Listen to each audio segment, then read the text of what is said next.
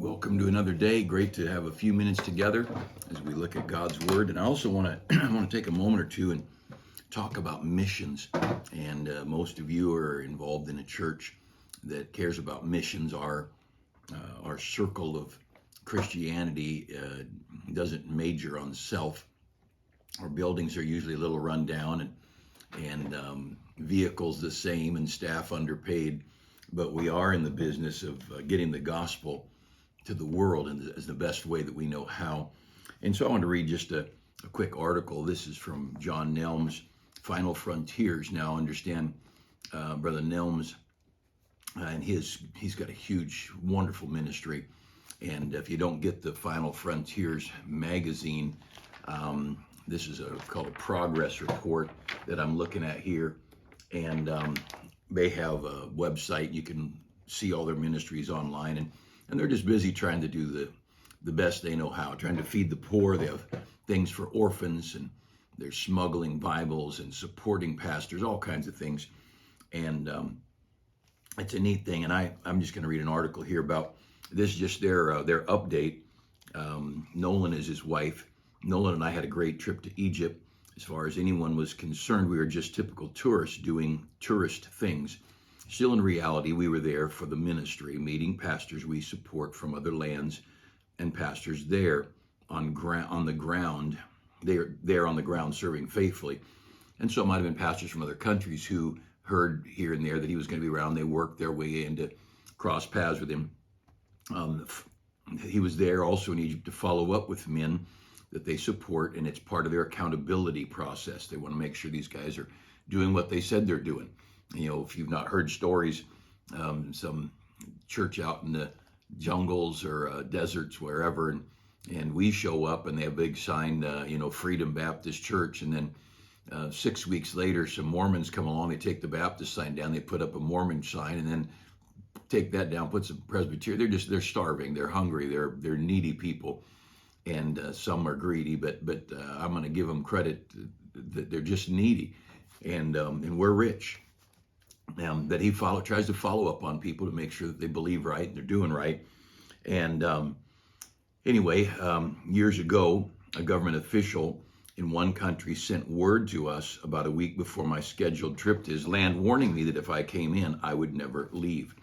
Upon receiving this warning, I canceled my trip. That's an intelligent thing, not like the Apostle Paul. He would have gone right away. But most of us like living another day. His response was a message to me saying, if you think you're safe now, know that we can get you anywhere in the world. Several weeks later in Central America, I was confronted by men in two vehicles. A black SUV chased me from behind. I was able to outrun them, but another car approached me from the front, taking 8 shots at me, one bullet hitting the tailgate, but I got away successfully. Since that time, we tried to use some wisdom as much as we can. So going to Egypt as a tourist was a must. And there are many places I cannot go. Sometimes we find neutral ground, but many preachers can't travel there either. Why the danger? It's because of our smuggling ministry. Islamic leaders fear the word of God.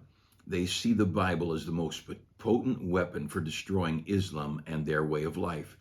By their own admission, millions of young men, not to mention young women, elderly, and children, have come to Christ since we started smuggling Bibles into Morocco and Afghanistan. House churches have birthed other house churches as the underground movement now grows exponentially. We cannot meet the need, but we can keep trying. As you read this, we have just smuggled several thousand more Bibles into 2 different countries. We are in the process of printing more. Now, here's a financial situation, but also maybe even bigger than money is the need for prayer. He said it costs about $6 to print and deliver a Bible. He says statistically, our pastors have told us that each Bible results in an average of 9 adult conversions. Currently, we're trying to raise funds for 12,000 more copies and already have the funds pledged for over 8,000 of them. Why not earn some crowns in heaven and help us print a dozen or more? $20 would be responsible for 30 converts. Right now, Nolan and I are in Honduras for a month taking care of some legal issues for Touch a Life. Now, their Touch a Life ministry is one more. They've got feeding ministries and orphanage ministries and school ministries, and they're just in every kind of everywhere they can get to touch a life.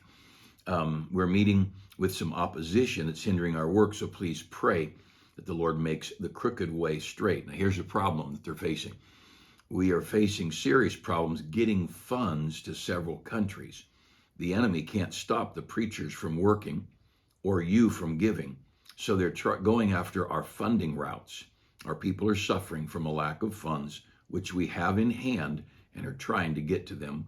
Pray for the Lord to grant us his wisdom and favor with the governments and banking institutions. And all that to say, isn't it great to be on the winning side? And he closes his letter. He said, it's a hoot being in the game when you already know the outcome. And I just want to encourage you, consider missions. Every week, and I don't have an offering envelope here in front of me, but every week I put something into missions. I just can't even imagine not giving. We are so blessed. We're so rich.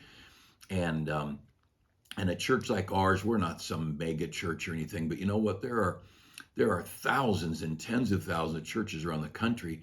And if every Christian gave a little every week to missions, and if their church prayerfully and responsibly invested that money in people who are winning souls, getting Bibles out, and I think a lot of the ministry is caring for the poor.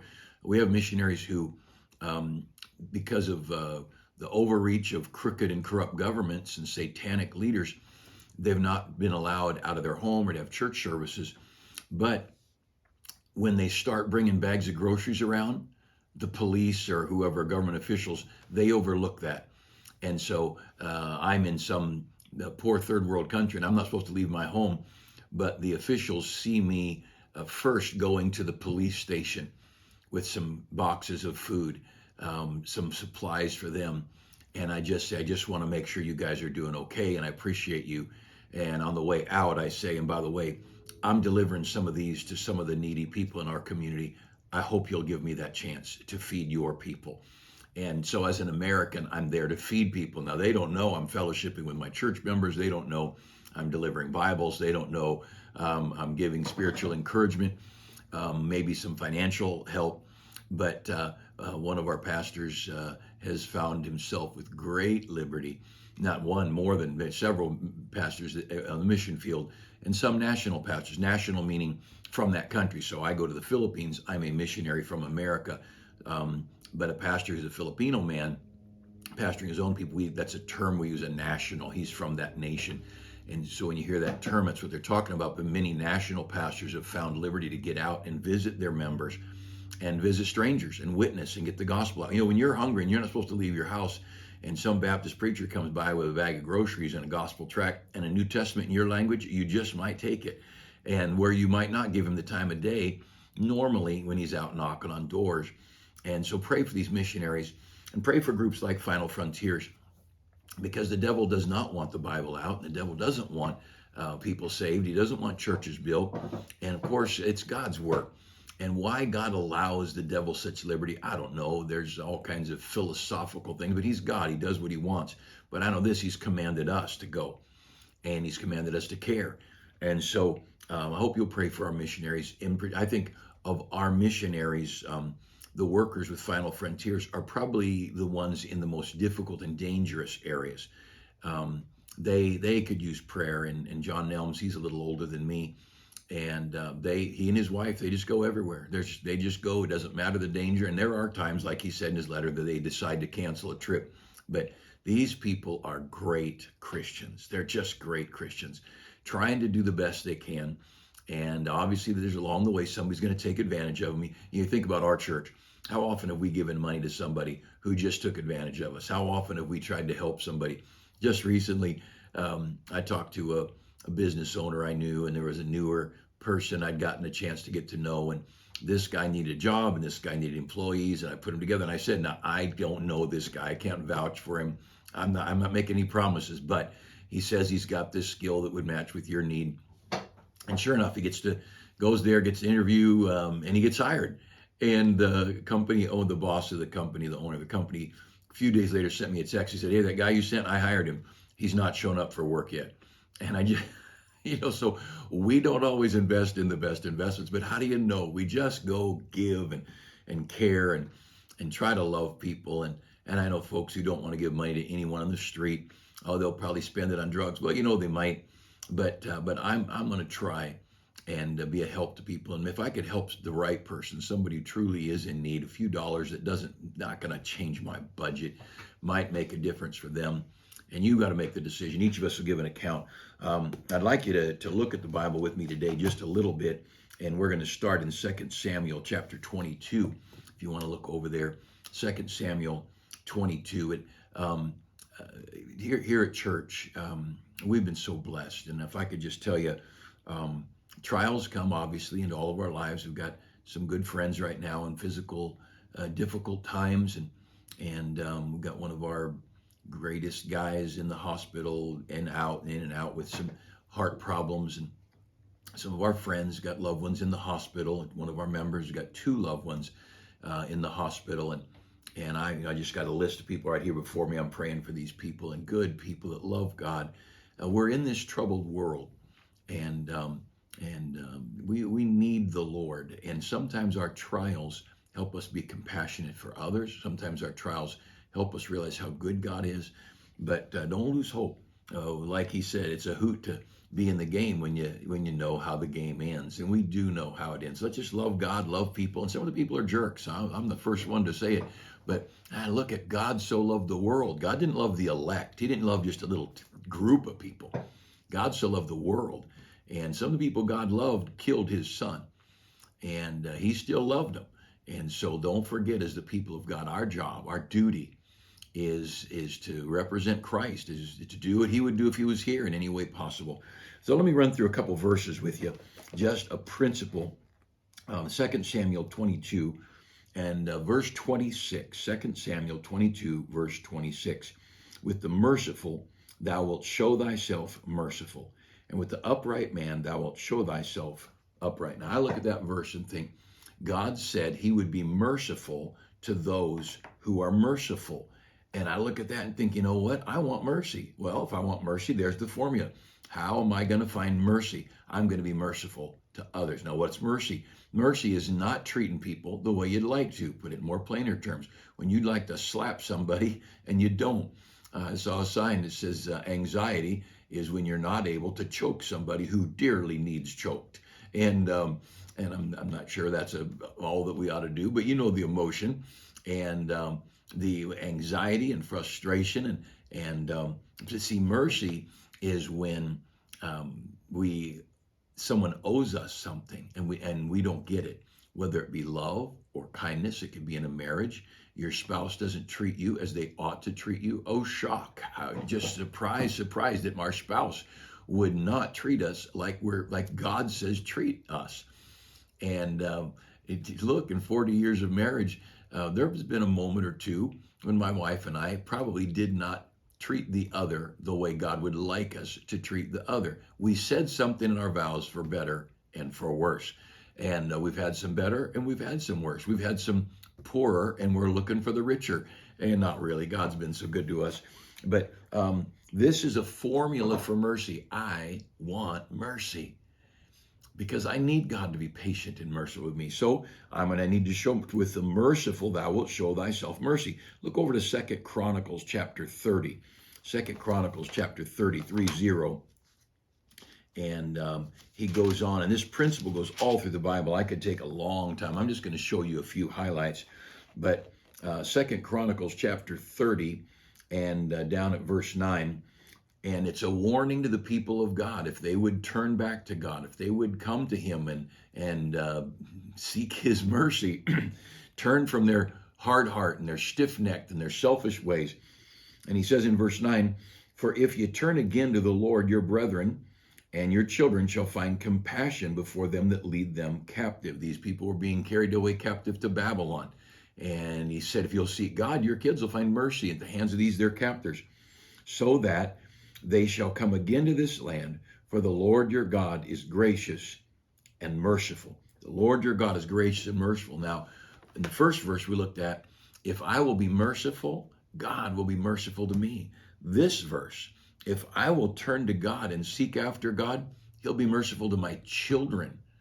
Now that's a promise you all ought to hang on to, because I want God to be merciful with my children. I want God to be patient with my children. What a wonderful promise to hang on to. Just turn a few pages to Nehemiah chapter 9.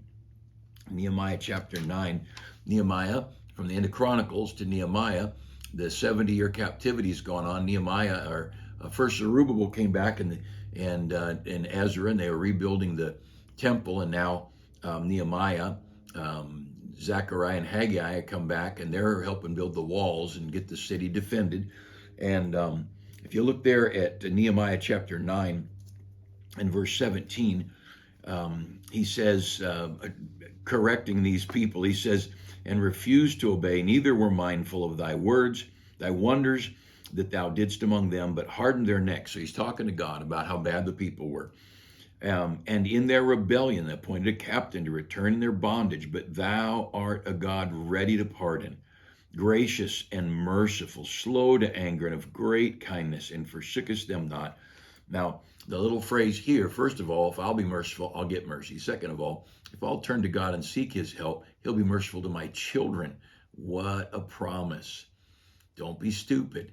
When you turn off the path, and when you choose to follow the flesh and the world and wrong, you are removing some of the mercy that God could have had or might have had on your children. And you sometimes you see, well, this poor kid with this poor background is pretty hard on him. Well, it is. And parents need to understand it is our duty to so walk that we at least try to secure the blessing of God and the mercy of God on our children. But look here now. Now here's a third principle of mercy. In verse 17, but thou, right in the middle, toward the end of verse 17 of chapter 9, but thou art a God ready to pardon. Ready to pardon. We have a God who is ready. He's right there, ready. Dinners are ready. It's your fault you don't come to the table. Your car at the car wash, it's ready. And if you don't go pick it up, it'll sit out there forever. God says he is ready to be merciful, ready to pardon, ready to pardon, gracious and merciful. And God is right there. Look over to Psalms 103. Psalms 103. And when I think about the mercy of God, I want as big a chunk of that stuff as I can possibly get. Man, we've got a great God, and we've got a wonderful Savior to rely on. We've got a great book, but we're going to stumble and we're going to fall short. And what do? We cry out for mercy. You go to the guy who was going to court and really shook up, emotional, crying. The judge said, "Don't worry about it, young man, you'll get justice." And he said, "That's what I'm concerned about. I want mercy." And that's what you and I both want when we face Jesus Christ. By the way, I don't just want mercy there. I want mercy here. And I want that mercy of God. Look at Psalms 103, and down at verse 8, a simple statement about God. The Lord, merciful and gracious, slow to anger and plenteous in mercy. So twice he says the Lord is merciful and gracious, slow to anger, but he's plenteous in mercy. He's got plenty. He's got plenty of mercy. We were eating dinner last night, and chicken and broccoli and different things, and we were talking, and the gals in the kitchen were talking about what they'd made, and they said, "Hey, we made double of this. If anybody wants, where's the broccoli?" And everybody said, "Oh, me, I want seconds on broccoli." And of course, we all fought for that. Nobody wanted the peach cobbler and the vanilla ice cream that followed at the end. And you know what makes dinner taste good? Seeing mom or somebody in the kitchen making peach cobbler before dinner. It makes you just want to get through dinner or just skip dinner. But you got to eat your greens before you get your sugar desserts. But plenteous. If you look at that verse 8, plenteous in mercy. There's a lot of mercy. God is so willing to be merciful. Now, I'll share another verse or two, but let me just ask, how much mercy do you have? How plentiful is your mercy? I spent time today praying for some people that don't like me and have been pretty ugly to me. But I think, oh, God, have mercy on them. These are good people. And And I don't know what moved them this way or that, or I don't know, I don't know. I don't follow anybody's social media or whatever. I don't know what people say or whatever, but on occasion someone says something, I think, yeah, somebody's been ugly. But you know what? I just think these are the children. These are people that either need to get saved or they are saved. And either way, they need God's mercy. And they matter to God, and they matter to their spouse and their children or their future spouse. They matter to the world. And some Sunday school class needs a Sunday school teacher. And oh, plenteous in mercy. I want to be plenteous in mercy, and I hope you do too. Look over to Psalm 116, 116. Psalms 116. And look over at verse 5, Psalm 116, verse 5.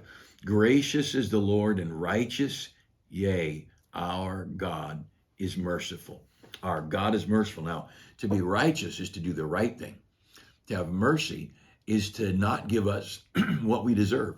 So how can God be righteous and merciful? Calvary's right in the middle. I deserve to go to hell, and I'm going to heaven. How does that mercy take place? Jesus paid it all. I have been a rebel and self-willed and self-centered, and I ought to get whooped, and yet I find mercy. It doesn't mean I'm still not going to get whooped on occasion, but sometimes there's mercy. Many, many times there's mercy. Why? Because of Calvary. Here the Bible says that Jesus ever liveth to make intercession for us. He is there at the throne of God, appealing for mercy. 1 John chapter 2 says we have an advocate with the Father. That means he's up there interceding. The devil, the accuser, the brother could come along and say, hey, that Bruce Goddard, he deserves this, this, and this. And Jesus leans over to his Father and says, I got that all covered. I'll take care of it. Or I already did take care of it on Calvary. And what a great God. God is righteous and merciful. Let me just show you one more. And there's a lot more. But chapter 117, I think it's the shortest chapter in the Bible. If you ever want to memorize a chapter quick, this is the one. But Psalm 117, verse 2, for his merciful kindness is great toward us. His merciful kindness is great toward us. Now, I want to encourage you. Lean on him, trust in him, draw near to him, admit you're wrong when you've done wrong before him. Come to him for forgiveness. He's merciful. And let's be merciful. Where we started, the Lord is merciful to the merciful.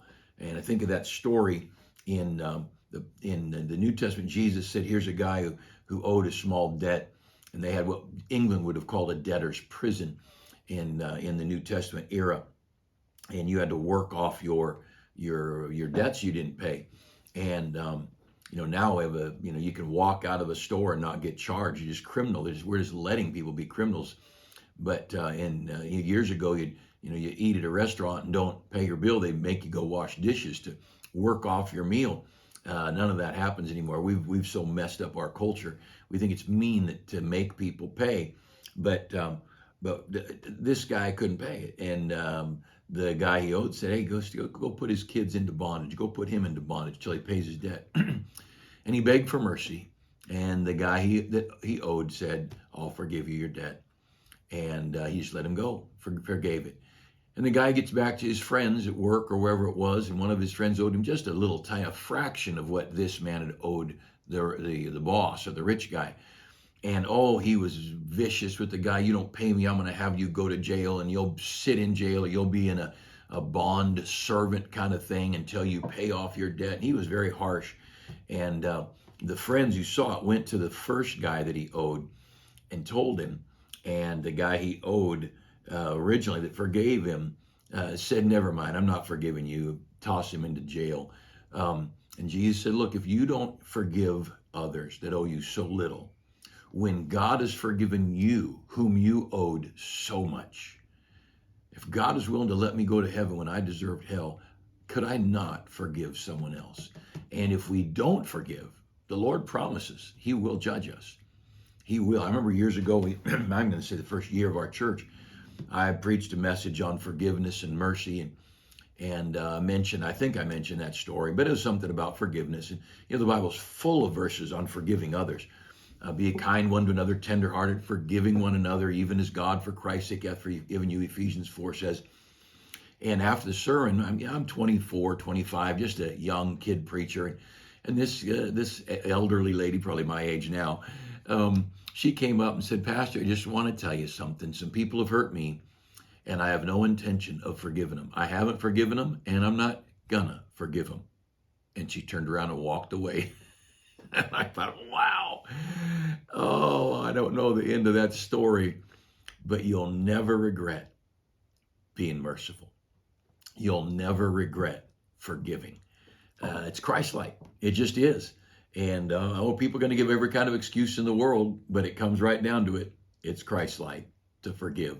It is mercy that God is ready. He's plenteous in mercy. He's got plenty. Like the broccoli I mentioned, there was so much we didn't even eat it all. Can you imagine that? You ever notice that macaroni and cheese or mashed potatoes and gravy, they all get eaten up, but the broccoli or the asparagus doesn't always get eaten up. But, God has got mercy, plenty of it for you and for me. And I hope we'll try and exercise that toward others. Have a great day. Thanks for spending a few minutes together.